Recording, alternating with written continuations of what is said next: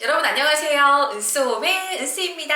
반갑습니다. 반셀프 인테리어를 하려고 알아도 보고 검색해보니까 와, 은스홈 그 사람도 돈을 많이 아꼈다더라, 뭐 싸게 했다더라 이야기들을 많이 보시니까 하고 싶긴 한데 내가 진짜 할 수 있을까? 연차는 며칠을 써야 되며 얼마 정도의 휴가를 내가지고 이거를 내가 할 수 있는 건지 그런 이야기를 속 시원하게 말해주는 사람이 없더라고요. 자, 그래서 오늘 저는 여러분들께 정말 현장에 있어야 되는 날이 언제인지, 그리고 정말 현장에 있어야 되는지 아주 구체적인 이야기를 해보려고 하거든요. 끝까지 시청해주세요. 먼저 첫 번째 해드릴 이야기는 매일같이 가는 게 무조건 좋긴 좋습니다.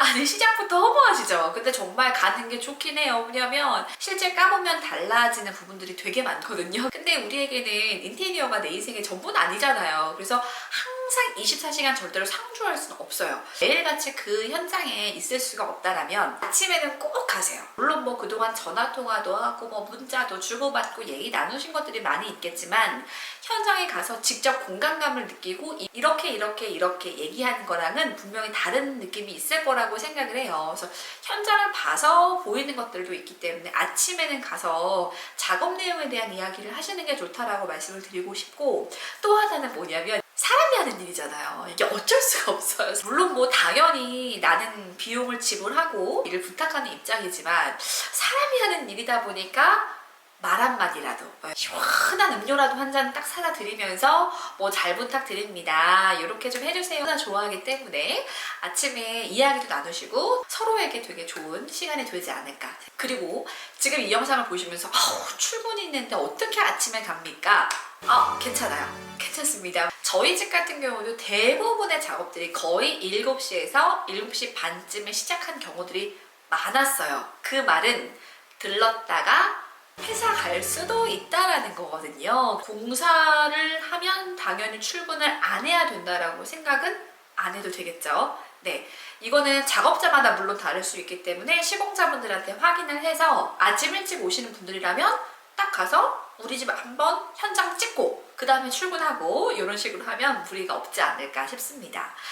자, 그리고 두 번째는 정말 꼭 현장에 있어야 되는 시공들을 저희 집 기준으로 말씀을 먼저 드릴게요.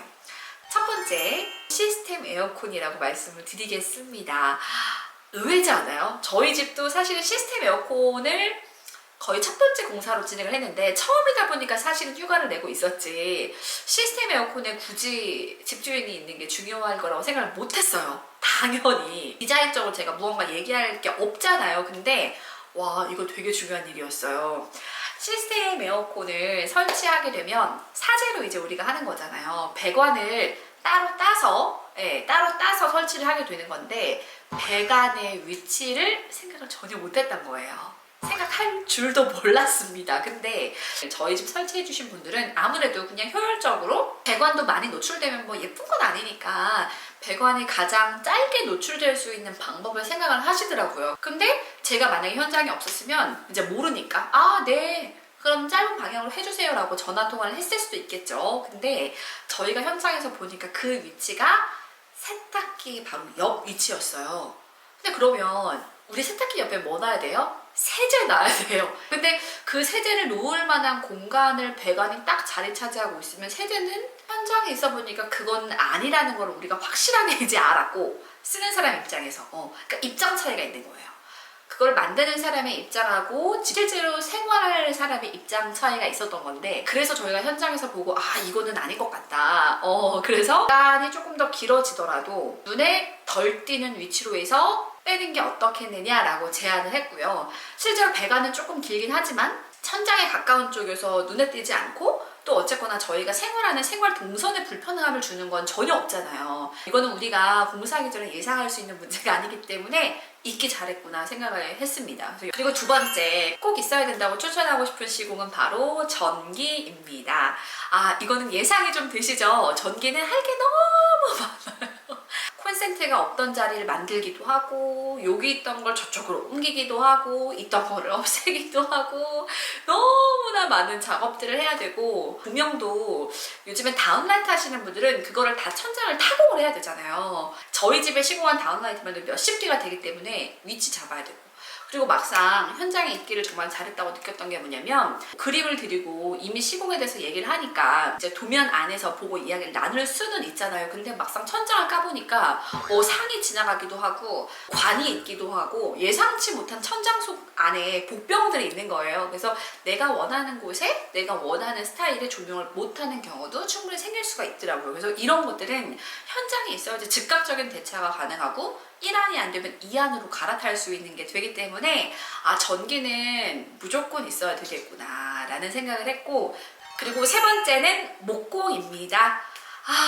목공은 저희 집 예전에 제 영상을 보신 분들은 아실 거예요. 제가 목공에 대해서 얼마나 하고 싶은 말은 너무 많지만 하지 않겠다. 이거는 정말 현장에 꼭 붙어가지고요. 저처럼 실수하지 마시고, 저처럼 놓치지 마시고, 문의 높이는 괜찮은지, 삐뚤지 않게 잘 설치가 됐는지 이런 것들은 정말 꼭 보시라는 말씀을 드리고 싶습니다. 왜냐면 저도 정말 후기가 많은 사람을 저희 집에 이제 부탁을 드린 건데도 천장 보강 요청 부분 드린 게 있었는데 잘 안 됐거든요. 근데 그거를 나중에 제가 이거 잘 안 됐다라고 전화를 드렸는데 전혀 어떤 대처도 해주지 않으셨어요. 그러니까 한 번 가면 끝이에요. 한 번 집 밖을 나가면 끝입니다. 그러니 꼭 집안에서 웬만하면 하시는 거를 좀 추천을 해드리고 싶어요. 근데 물론 목공의 양이 많지 않다라면 또 얘기가 달라질 수 있지만, 저처럼 문을 만든다든지 벽을 세운다든지 뭐 나름대로 역할들이 있는 거라면 꼭 현장에 있는 걸 권해드리고 싶습니다. 그리고 현장에서 결정할 것도 많았던 게, 저희도 슬라이딩 도어를 설치할 때도 문 발주 넣은 거를 막상 놔보니까 생각하고 좀 다른 부분이 있었어요. 천장 속의 상황도 있고 해서.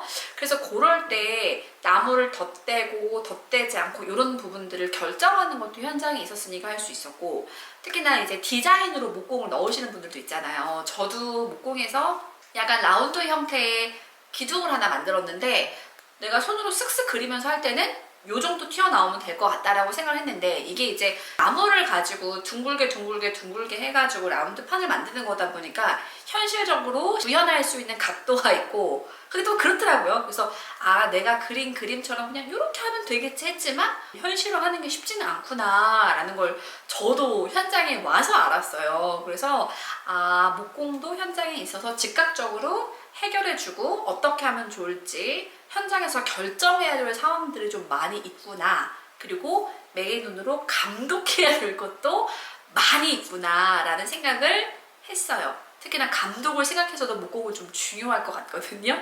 그래서 현장에 있는 걸 좀 권해드리고 싶습니다.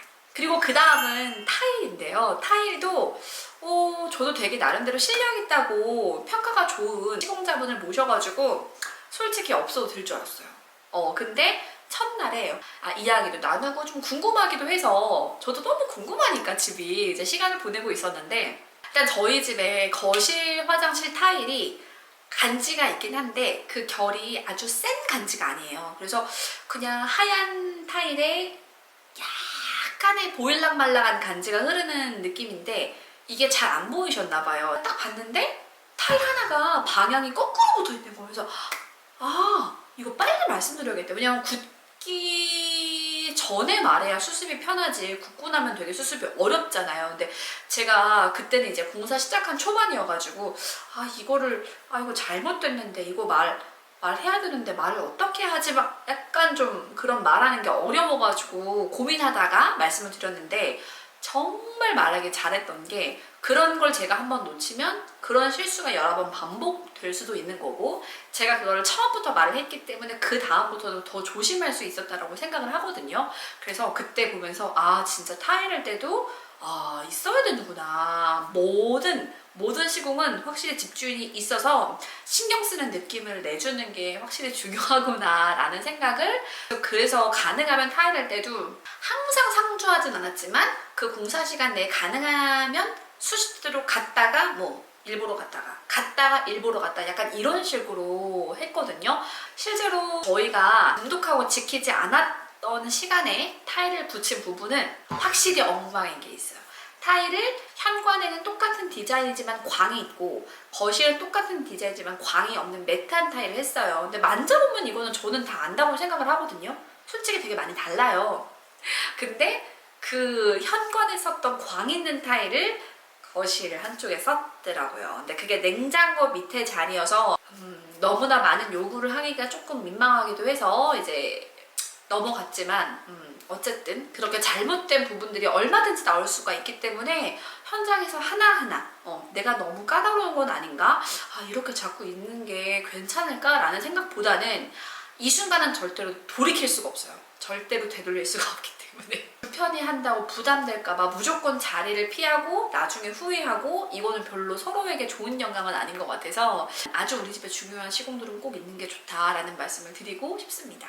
그리고 도기 세팅인데 도기 세팅 같은 경우에는 실제로 제 이전 영상을 보신 분들은 아실 테지만 저희 집 세면대가 정말 우리 집 앞에 젠다이 위치와 전혀 다르게 생뚱맞게 너무 낮은 위치에 달릴 뻔했었거든요. 그래서 그거를 이미 타공을 다 해놓은 걸 뜯어가지고 적당히 타협을 해서 위치를 잡았는데 정말 위치 잡는 게 중요하고요. 내가 인터넷으로 그림 그리면서 본 거랑 실제로 내가 딱 앞에 서봤을 때 느낌 이런 거는 너무 다르기 때문에 도기는 그냥 고민할 게 없다. 무조건 있어야 된다. 라는 거를 기억해 두시는 게 중요할 것 같습니다. 그리고 세 번째, 이번에는 내가 꼭 잊지 않아도 되는 현장에 대해서 이야기를 해보려고 합니다. 이게 참 중요하죠. 우리가 맨날 갈 수는 없으니까 그렇잖아요.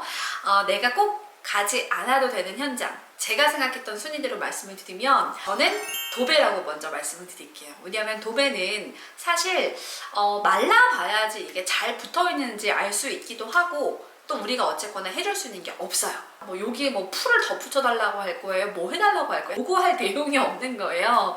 그래서 도배는 정말 안 가도 되지 않을까라는 생각을 했고 실제로 저도 이제 음료수 사들고 도배하시는 분들께 잘 부탁드린다고 이제 종종 찾아가곤 했는데 그냥 그게 다였어요. 그냥 음료수를 사다 드리는 정도 외엔 할 게 없었고 거기 서가지고 이렇게 저렇게 그냥 돌아다니는데 그냥 나도 민망한 느낌? 도배는 안 가도 되지 않을까 생각을 했고요. 그리고 또 가지 않아도 되는 공정은 저는 마루라고 말씀을 드리고 싶습니다. 공사하기 이전에 바닥면이 울퉁불퉁하거나 뭔가 면 작업에 처리가 필요한 거는 철거할 때 이미 알았을 것 같아요. 그래서 바닥이 어떨지 이미 알고 그에 대한 대처를 이미 생각을 해놨을 것 같은데 마루 시공한 날 안 가도 되지 않을까. 왜냐면 마루도 마찬가지로 내가 거기서 뭘 할 수 있는 게 없어요. 요구할 내용도 없을 거라고 저는 생각이 돼요. 그래서 마루는 방향만 가로로 깔지 세로로 깔지 뭐 대각선으로 깔지 이런 거를 정했다라면 굳이 안 가도 되지 않을까라는 생각을 합니다. 그리고 또 굳이 안 가도 된다고 생각하는 공정의 마지막은 바로 가구인데요. 가구는 사실 정말 우리 집에 너무 크죠. 아주 크고 너무 중요한 시공인데 왜 제가 안 가도 된다고 하냐면 이것도 마찬가지로 가도 할 게 없어요. 가구는 이미 정해져 있는 수치에 맞춰서 나무를 다 재단해가지고 집에 와서 그거를 설치를 해주는 과정이기 때문에 제가 거기서 뭐 이게 뭐 왔네 안 왔네 이 사이즈가 기네 아니네 이 문 방식이 이게 맞네 안 맞네 라고 말해봤자 당장 현장에서 처리해줄 수 있는 게 없습니다. 그냥 나중에 가서 봐도 이게 뭐 조금 잘못됐다? 그러면 그거 그냥 말하시면 돼요. 그럼 나중에 추후에 어차피 그 나무판이 안 맞는 거기 때문에 들고 가서 해줄 수 있는 거지. 저희 집 같은 경우도 실제로 목찬날로 한다고 했는데 푸시도어로 설치된 게 있었는데 그걸 제가 안다고 한들 나무판 자체가 바뀌어야 되는 부분이기 때문에 현장에서 할 수 있는 게 없더라고요. 그래서 그런 것들을 말씀을 드리고 싶고요. 저도 맞벌이고 아이를 키우는 엄마지만 어쨌거나 반셀프 인테리어를 했잖아요. 그래서 여러분들도 이런 거 저런 거 다 계산해서 연차 며칠 쓰면 될지 남편과 언제 내가 서로 교환하면 될지 언제 내가 서로 이제 바꿔가면서 하면 될지 계산을 잘 해가지고 반셀프 인테리어 잘 성공하셨으면 좋겠습니다. 자, 오늘은 여기까지입니다. 안녕히 계세요.